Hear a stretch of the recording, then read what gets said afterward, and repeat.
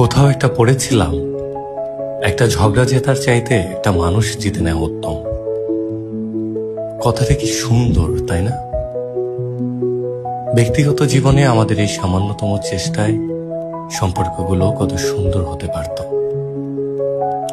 অথচ বরাবরই আমাদের ঝগড়া, রাগ, অভিমানগুলোই জিতে যায়।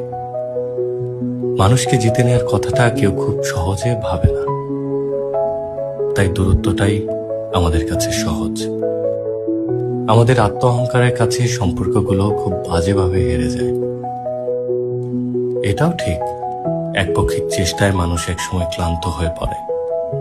সেও আশা করে কখনো কখনো অপর পাশের মানুষটার থেকে আগে ফোন কলটা আসুক, সরিটা সে আগে বলুক, অভিমান ভাঙিয়ে সে কাছে টেনে নিক।